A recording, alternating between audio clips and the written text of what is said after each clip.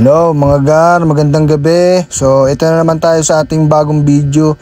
At ito nga pala yung bago kong ilalapag sa aking gagawing video. So ito ay J11 Win Like. So yun, check natin guys yung details ng Air Jordan 11. So ayan yung ilalim niya, solid pa mga gar. Okay, yung likod solid, no? Solid na solid mga gar. Follow na kayo gar dahil sayang talaga. O yan oh. Diba? Check natin yung details, yung loob niya, insole. Okay. O diba? Solid na solid. So yun mga gar, ito yung mga bago nating ilalapag ngayon. So abangan nyo to. So yun, follow na kayo para kayo naman yung makakita nito. Sayang kung iba na naman yung makakuha. So ilalagay na natin yung sapatos sa eco bag na kulay itim para ilalapag na lang natin siya pag dumating na tayo sa center point ng ating pag-iiwanan. So yun, follow kayo mga gar para kayo naman ang susunod na makakuha.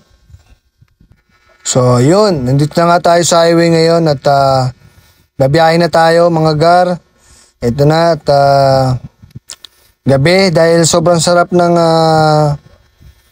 mag-video ng gabi dahil sobrang presko, no? So yung iiwan ko ngayong sapatos mga gar. So J11 Win Like. So nakuha ko to sa FB, no? Sa isang seller sa FB. So sabi niya meron siya mga Air Jordan na collection from Japan, so Japan release at binenta niya nga sa akin yung J11 Win Like. So actually 5 nga yung nabili ko sa kanya, puro Japan release. So yun, dahil sobrang solid nung pinakita niya sa akin yung mga details ng mga ibibenta niya sa akin, so kinuha ko lahat yun, no? At yun gar, follow na kayo, no, dahil sobrang solid na mga bibitawan namin dito.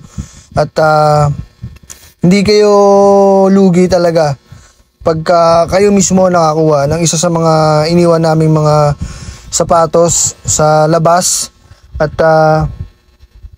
sobrang solid dahil ang gaganda nito. Yung iba kasi wala na talaga sa bilihan kahit sa ang market. Nung time na kasi, nung sumisikat yung J11, nung time na taong 2016 to 17, wala akong mabilihan nun sa Titan or sa Foot Locker. So may nag-chat sa akin, may nag-post na ito, meron silang J11 binenta sa akin. Nagustuhan ko dahil sobrang solid, tsaka Japan release pati, no? So yun, nagkasundo kami. Second nun pero ang mahal ng bigay niya sa akin 10K. At sabi ko sige deal, dahil wala na nga akong mabilhan na ganun. So yun, nandito na tayo guys sa southbound, dahil dito talaga lagi kong way, no? So bumabiyahe tayo ngayon. Sobrang sarap ng biyahe dahil presko, no? Di tayo makapag-vlog muna sa ngayon sa umaga dahil sobrang init. At iniiwasan natin yung may stroke tayo, no, sa daan. At baka kung ano pang mangyari sa atin.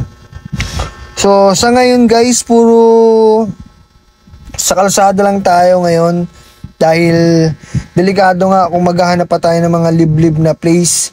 At baka mapagkamalan pa tayo ng iiwan ng mga chop-chop.